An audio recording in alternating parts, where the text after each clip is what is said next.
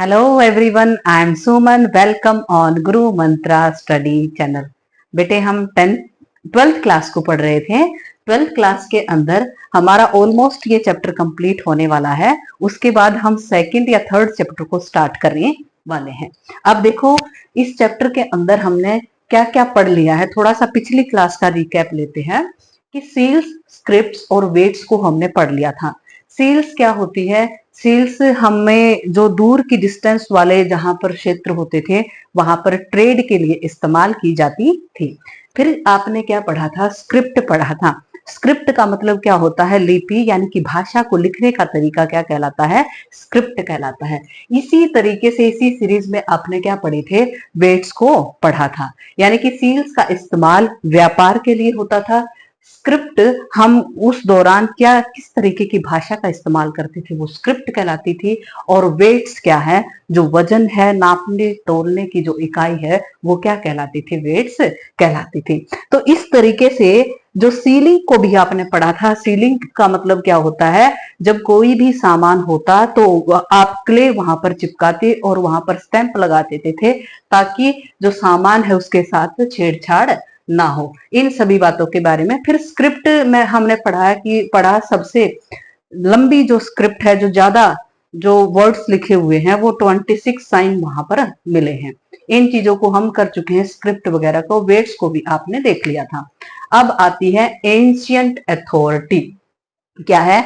Ancient authority. Authority का मतलब होता है प्रशासन करने वाले।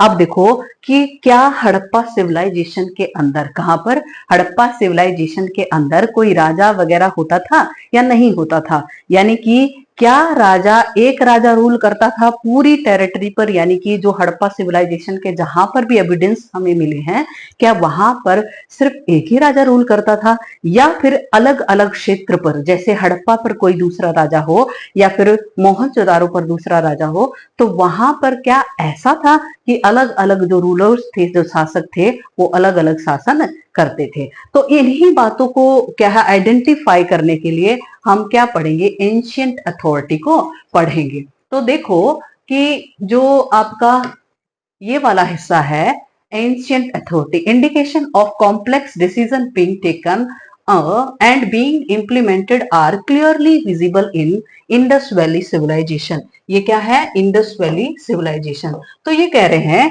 कि दो तरीके के जो व्यूज है ना, वो आते हैं। कॉम्प्लेक्स है बहुत कि इस बात का डिसीजन करना कि उस दौरान सिर्फ एक ही शासक होता था या कई सारे शासक होते थे। किसमें? इंडस वैली सिविलाइजेशन के अंदर। For example, extraordinary uniformity in the following artifacts। अब देखो, यहाँ पर पोट्री मिली। पोट्री का मतलब क्या होता है? बर्तन मिले, और उनमें क्या मिली? यूनिफॉर्मिटी मिली। यूनिफॉर्मिटी का मतलब होता है एक जैसा होना। क्या होना? एक जैसा होना। तो ये हड़प्पा सिविलाइजेशन जहां जहां जिस जिस एरिया तक फैली हुई थी, वहां के बर्तन निर्माण, यानी कि मिट्टी के बर्तन बनाना या फिर और कुछ जो चीजें होती है, टेराकोटा थिंग्स बनाना, उनमें बहुत बड़े लेवल पर क्या मिली थी? इक्वलिटी मिली थी, यूनिफॉर्मिटी मिली थी। इसी तरीके से बहुत सारी क्या मिली? सील्स मिली। सील्स मैंने आपको बताया कि एक क्ले है, ये पत्थर है, पत्थर पर कुछ क्या है, क्रेविंग करके कुछ ऐसे मोटिव्स वगैरह बना दिए जाते थे, उसी को सील कहते थे। जो दूर के स्थान होते थे वहां पर ट्रेड या व्यापार करने के लिए इनका इस्तेमाल किया जाता था। तो ये कह रहे हैं कि जो सील है वो भी पूरी सिविलाइजेशन के अंदर लगभग लगभग मैच करती हुई क्या मिली? सील्स मिली। तो इससे ये किस तरफ इशारा किया जा रहा है कि हो सकता है कोई एक शासक रहा हो, कोई एक रूलर रहा हो, जिसने ये इंप्लीमेंट किया हो कि इस तरह की जो सील है उसका इस्तेमाल करना चाहिए। अब वेट्स पिछली क्लास में पढ़ा था। पिछली क्लास में हमने पढ़ा था कि बहुत सारे वेट्स बनाए गए हैं, एक रेशियो में, डेसिमल फॉर्म में, रेशियो के फॉर्म में क्या है, क्या बनाए गए हैं? बहुत सारे वेट्स का निर्माण किया गया है। और वो वेट्स भी पूरी सिविलाइजेशन के अंदर एक स्टैंडर्ड रेशियो में मिले हैं, यानी कि एक फिक्स रेशियो में ये पाए गए हैं। इसी तरीके से इसी सीरीज में जो ब्रिक होती थी, ब्रिक का मतलब क्या होता है? ईंट जो होती थी, उसमें भी यूनिफॉर्मिटी मिली है। अब देखो ध्यान से सुनना, ब्रिक का मतलब क्या होता है? ईंट। जहां पर भी मान लो ये मोहनजोदारो है, यहाँ क्या है? हड़प्पा है। अगर कोई भी कंस्ट्रक्शन किया गया है, यानी कि कोई भी बिल्डिंग बनाई गई है, किसी चीज का निर्माण किया गया है, तो वहां पर हुआ क्या, ये हुआ कि वहां पर जो रेशियो ऑफ द ब्रिक था वो क्या रहा है, सेम रहा है। और पिछली क्लास में मैंने बताया था 1:2:4, इस रेशियो में क्या रहा था, ईंटों का निर्माण रहा था। तो ये सभी चीजों की यूनिफॉर्मिटी होने से हमें क्या इशारा मिलता है, हमें इशारा मिलता है कि हो सकता है कि हड़प्पा सिविलाइजेशन के अंदर कोई एक क्या रहा हो, रूलर रहा हो, शासक रहा हो। तो इस तरीके से आर्कियोलॉजिस्ट ये फाइंड करने की कोशिश करते हैं, ढूंढने की कोशिश करते हैं कि क्या हम उस दौरान का जो राजा होता था, क्या वो राजा एक ही था या कई सारे रूलर्स थे। Uniformity in bricks is common from Jammu to Gujarat, यानी कि अगर यहाँ जम्मू की बात करें तो इस तरफ हमारा गुजरात का इलाका, तो ये कह रहे हैं कि जो ब्रिक मिली, ईंटें मिली, यहां से लेकर यहां तक उनका जो स्टैंडर्ड ऑफ साइज रेशियो था वो क्या रहा है, सेम रहा है। And it is obvious that they were not produce at a common centre, ये तो पॉसिबल होता ही नहीं। ध्यान से सुनना क्या है, ये कह रहे हैं कि ये बिल्कुल पॉसिबल नहीं है कि यहां पर सिर्फ यहां पर ईंटों का निर्माण होता हो, फिर ईंटों को यहां तक क्या है ढोकर लाया जाता हो, या फिर यहां ईंटों का निर्माण होता हो और यहां पूरी सिविलाइजेशन के अंदर ईंटों को क्या किया जाता हो, भेजा जाता हो। ये पॉसिबल नहीं है। फिर पॉसिबल क्या है कि एक स्टैंडर्ड रेशो ले लिया और उस रेशियो को इंप्लीमेंट करते हुए जहां जहां पर भी पॉसिबल हो कि ईंटों का निर्माण किया जा सकता है, वहां वहां पर ईंटों का निर्माण किया जाता था। आगे देखो, अभी ये उसी बात पर है कि ancient authority for making bricks, यानी कि ईंटें बनाना, for the construction is large scale labour was mobilize, यानी कि ये कह रहे हैं कि जब ईंटें बनाई जाती थी तो इट में भी पॉसिबल दैट कि एक समय के अंदर मान लो यहां पर ईंटों का निर्माण किया जा रहा था, तो बहुत सारे जो वर्कर्स थे, जो लेबरर्स थे, जो मजदूर थे, वो यहाँ पर काम करने चले जाते और फिर यहाँ पर आ जाते। तो अलग अलग जगह पर हो सकता है कि जो मजदूर है, लेबर है, उनको हायर किया जाता हो और वो एक जगह से दूसरी जगह पर किसका निर्माण करने जाते हो, ईंटों का निर्माण करने जाते हो। Also a lots of settlement were set at the strategic location, और बहुत सारी जो बसावट है, सेटलमेंट का मतलब क्या होता है, बसावट होता है। क्या होता है, बसावट की बहुत सारी जो बसावट है वो एक जो स्ट्रेटजी होती है, यानी कि जो रणनीति होती है, उसके अकॉर्डिंग उसको क्या है, बसाया गया है। इस तरीके से आपने नागेश्वर को पढ़ा है, बालाकोट को पढ़ा है। नागेश्वर ये जो कोस्टल एरिया पर पाए जाने वाले, जहां पर क्या ज्यादा मिलते हैं, शेल ज्यादा मिलते हैं। क्या मिलते हैं, शेल, शंख का प्रोडक्शन वहां पर होता है। तो ये देखा कि नागेश्वर और बालाकोट के अंदर क्या ज्यादा पाए जाते हैं, शंख ज्यादा पाए जाते हैं। तो उन्हीं के जो कोस्टल एरिया पर, वहां पर इंडस्ट्री लगाई, फैक्ट्री लगाई, इस तरीके से वहां से चीजों को फिर दूसरी जगह पर क्या किया जाता था, भेजा जाता था। यहाँ पर बालाकोट और नागेश्वर का एग्जाम्पल लेने का सिर्फ सीधा मतलब ये है कि यहाँ पर ये जो हड़प्पन सिविलाइजेशन थी, इसमें ये देख लिया जाता था कि कहां पर किस चीज का क्या किया जा सकता है, प्रोडक्शन किया जा सकता है। वहीं पर क्या लगा ली जाती थी, फैक्ट्री साइट्स लगा ली जाती थी। तो इस तरीके से जो काम है वो अपने आप क्या हुआ था, बटा हुआ था। आगे देखो, सो अ नेचुरल क्वेश्चन अराइज, यानी कि एक क्वेश्चन हमारे सामने आता है, हु ऑर्गेनाइज ऑल दिस, यानी कि जो इतने बड़े लेवल पर ईंटों का निर्माण किया जा रहा है, कुछ इंडस्ट्री, कुछ फैक्ट्री लगी हुई है, उनका सामान एक जगह से दूसरी जगह पर पहुंचाया जा रहा है, तो उसको ऑर्गेनाइज करने वाला कौन था। ऑर्गेनाइज का मतलब क्या होता है, प्रबंध करने वाला कौन था, इनका अरेंजमेंट करने वाला कोई था या नहीं था। आगे, who took all these decisions and why people obeyed these decision, यानी कि कौन डिसीजन लेता था, फैसले कौन लेता था, और ये जो फैसले थे, उन फैसलों को जो पीपल थे वो उनको ओबे क्यों करते थे, यानी कि मानते क्यों थे। अब देखो ध्यान से सुनना, पोट्री का मिलना, वेट्स का मिलना, एक स्टैंडर्ड ऑफ ब्रिक्स मिलना, सील मिलना, सीलिंग का जो प्रबंध है वो होना, शेल का मिलना, या फिर बालाकोट या नागेश्वर में एक परफेक्ट तरीके से फैक्ट्री साइट्स का मिलना, तो ये किस तरफ इंडिकेशन करते हैं कि एक राजा होता था, वो राजा क्या है, एक यूनिफॉर्मिटी के साथ रूल करता था, पूरे शासन में एक तरह का जो रूल्स या रेगुलेशंस हैं उनको इंप्लीमेंट किया जाता था। तो इससे इस बात की तरफ इशारा मिलता है कि हो सकता है हड़प्पा सिविलाइजेशन के अंदर क्या रहा हो, एक रूलर रहा हो जो सभी बातों को इंप्लीमेंट करता था। इंप्लीमेंट करने का मतलब क्या होता है, लागू करता था। क्या करता था, लागू। And thus our question for source of the power and authority in the Indus valley civilisation, कि किस तरीके से हमें सोर्स मिलते हैं। सोर्स का मतलब क्या होता है, स्रोत मिलते हैं, माध्यम मिलते हैं, जिनसे हमें ये पता लगता है कि उस दौरान वहां पर रूलर थे या नहीं थे। अब अगला कंसेप्ट क्या है, अगला कंसेप्ट है कि पैलेसेस एंड किंग। क्या है, पैलेसेस एंड किंग। क्या हड़प्पा सिविलाइजेशन के अंदर हमें कुछ महल मिले, महल मिले तो वो किस तरीके के थे या नहीं मिले। और दूसरा क्या है, क्या हड़प्पा सिविलाइजेशन के अंदर क्या आपको किसी कोई ऐसा मोटिव, ऐसी मूर्तियां, ऐसे सोर्सेस मिले जिससे आप ये इंडिकेट कर सकते हैं, बता सकते हैं कि हड़प्पा सिविलाइजेशन के अंदर कौन होते थे, रूलर्स होते थे, शासक होते थे या नहीं। देखो इन्हीं बातों के बारे में, from whatever we have found we get no concrete evidence of the source of authority। यानी कि जो हड़प्पा सिविलाइजेशन, देखो ये 5000 साल पुरानी हड़प्पा सिविलाइजेशन है, जिसमें बहुत ही ठोस या पुख्ता जो सबूत है वो नहीं हमें मिलते हैं। कंक्रीट का मतलब होता है ठोस या पुख्ता सबूत नहीं मिलते हैं। किसके बारे में, अथॉरिटी के बारे में या फिर राजशाही के बारे में, यानी कि कोई शासन या शासन कह लो, शासन के बारे में ज्यादा पता नहीं लगता है। लेकिन एक मोटिव मिला जिसको क्या कहते हैं, प्रिस्ट किंग कहते हैं। क्या कहते हैं, प्रिस्ट किंग। इसको ध्यान से सुनो, आपकी बुक में मिलेगी, एक पिक्चर मिलेगी, उस पिक्चर के अंदर एक प्रिस्ट किंग की पिक्चर है, उसमें एक चेहरा बना हुआ है। देखती हूँ अगर यहाँ मुझे मिल जाता है तो मैं आपको दिखा दूंगी, यहाँ नहीं है, आप बुक में देख लेंगे साथ साथ में कि जो एक प्रिस्ट किंग है, एक मोटिव मिलता है, मूर्ति मिलती है, उसमें है क्या, ध्यान से सुनना।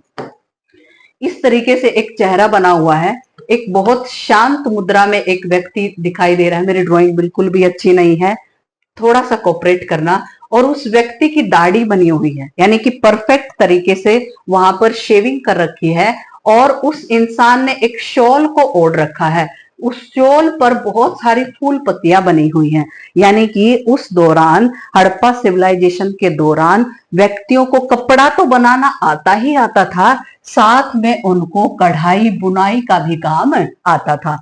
और इस तरीके से ये जो व्यक्ति है, इसके सिर पर कुछ ऐसे बंधा हुआ है जो किसको रिप्रेजेंट करता है, वो किंग को रिप्रेजेंट करता है। कि हो सकता है उस दौरान ये क्या रहे हो, किंग रहे हो। कौन रहे हो, ये जो मूर्ति, ये जो मोटिव मिला है, ये क्या रहे हो, किंग रहे हो।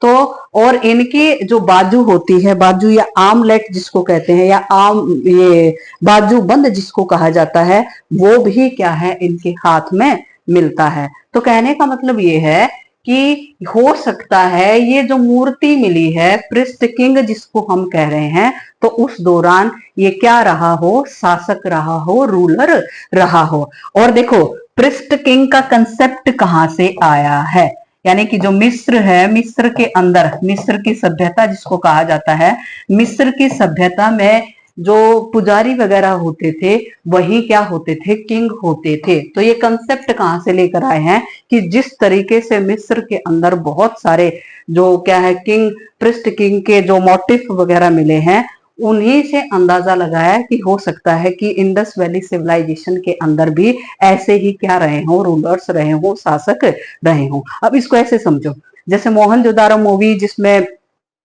ऋतिक रोशन ने अपना रोल किया है, उसमें भी जब वो मोहनजोदारो जाते हैं तो वहां पर पृष्ठ मिलते हैं, और पृष्ठ क्या होते हैं, किंग होते हैं। वहां पर भी इसी बात को रिप्रेजेंट किया गया है कि पृष्ठ किंग हो सकते हैं, वहां पर हो। आगे आगे पढ़ेंगे। A stone statue has been found and it has been labelled priest king, यानी कि एक स्टोन का स्टेचू हमें मिला है हड़प्पा सिविलाइजेशन के अंदर, जिसको हमने क्या कहा है, प्रिस्ट किंग कहा है। Some archaeologists have opinion that Harappan society had no ruler and all people enjoy the equal status। अब देखो ध्यान से सुनना, जो हड़प्पन सिविलाइजेशन के बारे में दो तरह के आर्कियोलॉजिस्ट के विचार हैं। कितने तरह के? दो तरह के, एक ये और एक ये। एक तो ये हो सकता है कि सिर्फ एक ही क्या रहा हो, किंग रहा हो, और पूरी सिविलाइजेशन पर वो क्या करते हो, रूल करते हो, यानी कि एक ही राजा। फिर दूसरे आर्कियोलॉजिस्ट ये कहते हैं कि हो सकता है अलग अलग शहर में अलग अलग राजा क्या करते हो, रूल करते हो, शासन करते हो, लेकिन वो आपस में मीटिंग्स करना या काउंसिल्स को बुलाना, अलग अलग तरीके से जो रूल्स बनाना, लॉ बनाना और फिर उनको इम्प्लीमेंट करना, हो सकता है कि इस तरीके से शासक रहे हो।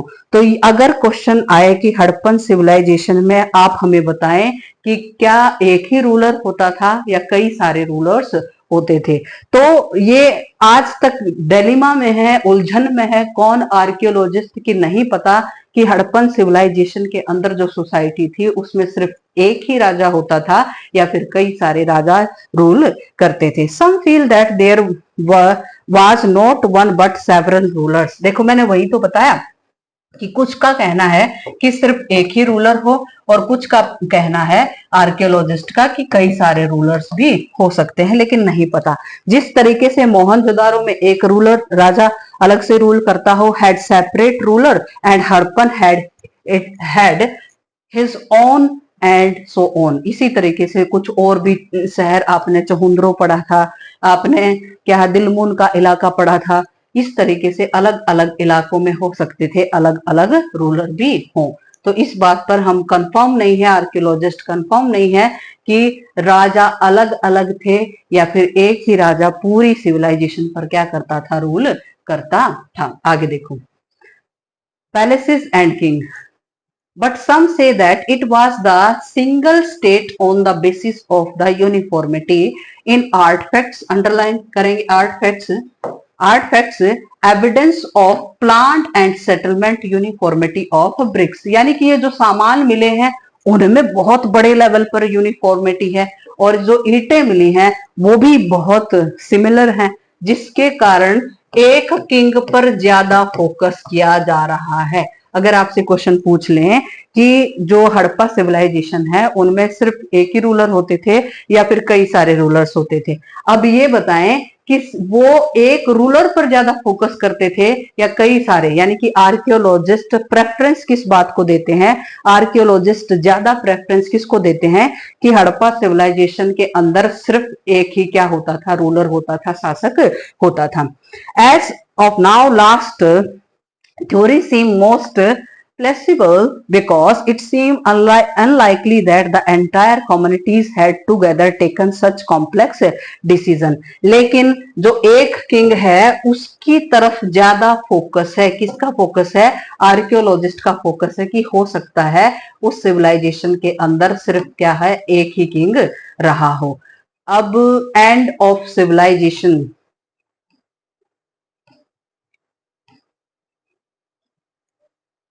चलो इसको भी पढ़ ही लेते हैं। एंड ऑफ सिविलाइजेशन,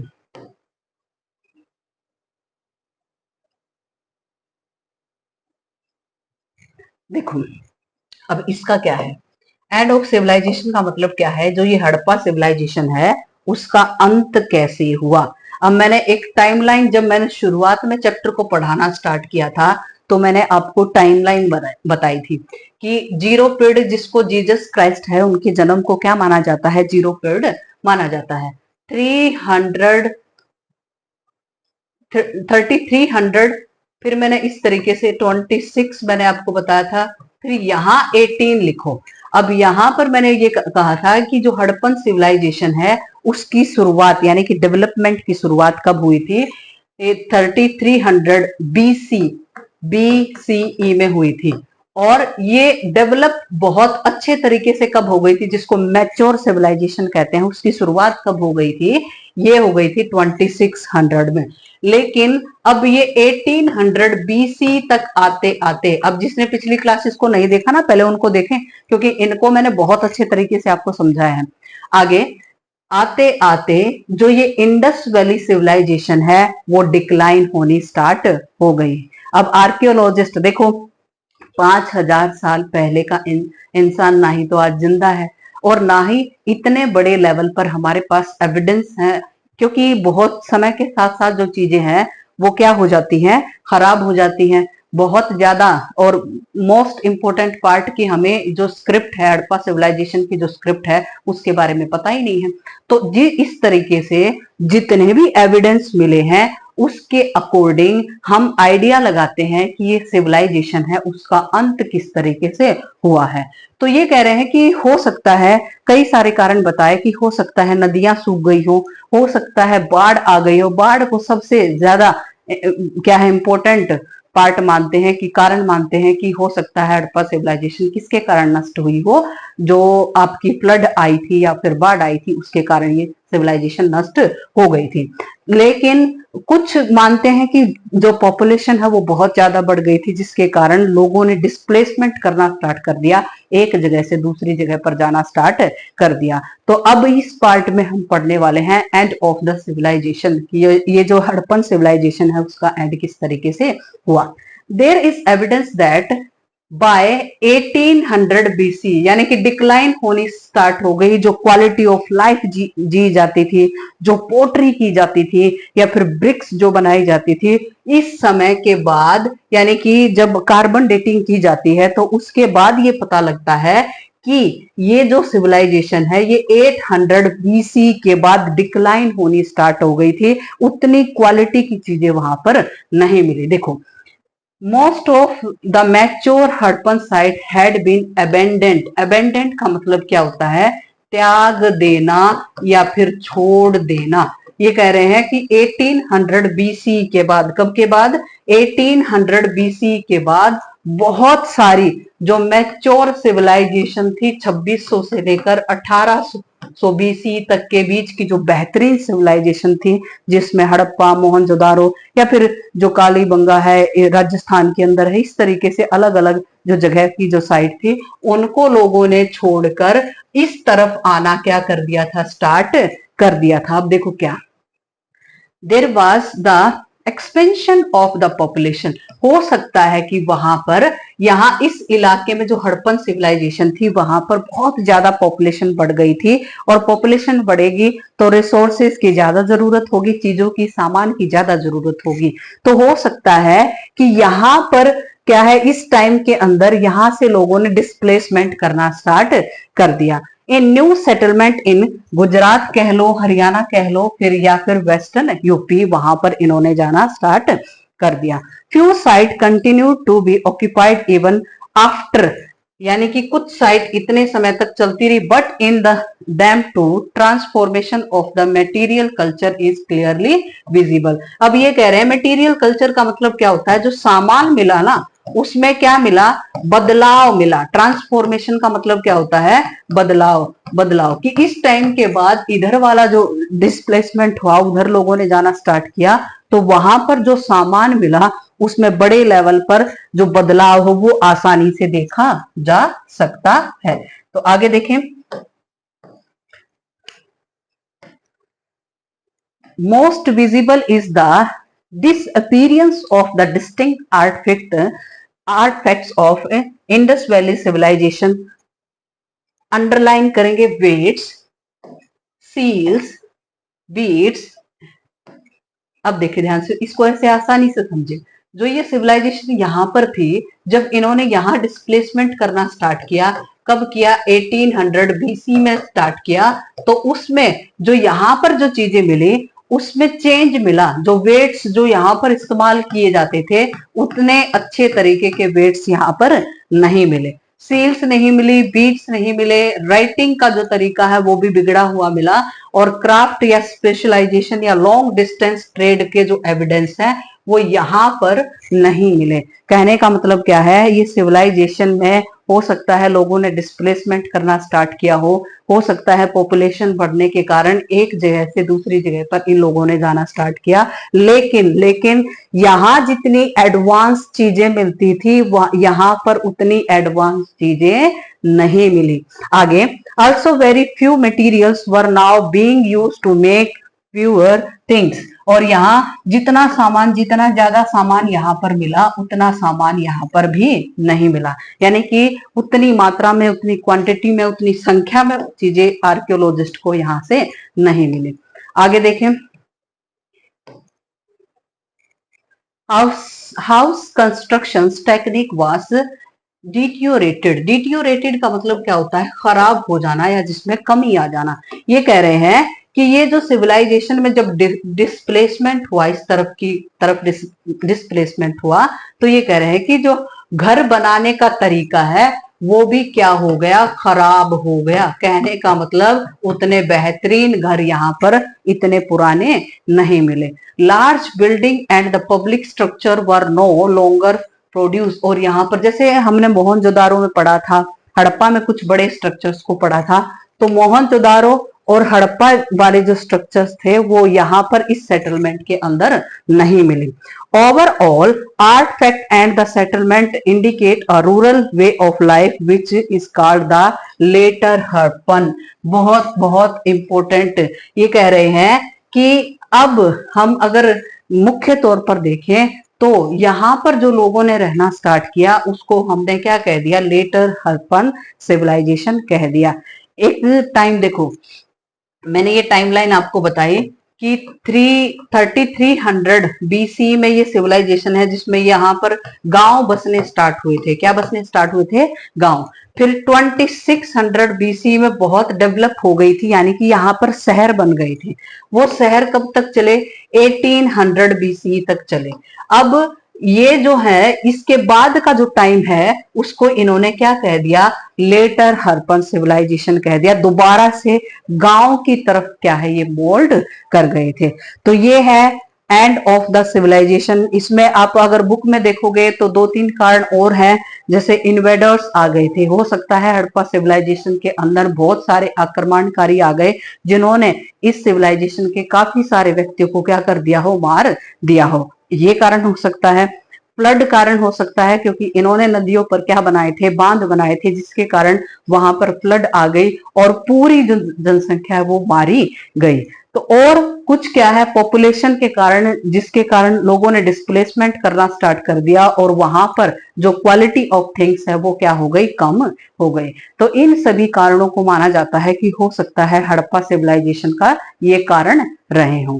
तो अब इसके बाद बेटे हमारा आता है व्हाट प्रूफ दीज चेंजेस, यानी कि इन चेंजेस से, इनके कारण क्या ऐसे चेंज आए जिसके कारण ये सिविलाइजेशन है उसमें जो गिरावट है वो आती चली गई। इनको हम क्या है कल पढ़ेंगे। तब तक के लिए बेटे आप जिस बच्चे ने अब तक एक भी क्लास, जो 12th क्लास है उसकी एक भी क्लास को नहीं देखा, पहले उन क्लासेस को देखें, डिटेल में देखें, उसके बाद अगर आप इन पॉइंट्स पर या टॉपिक्स पर आते हैं तो आप बेहतर समझ पाएंगे। तब तक आप चैनल को सब्सक्राइब करें, जो रिलेटेड स्टूडेंट है उनको शेयर करें। जय हिंद, जय भारत।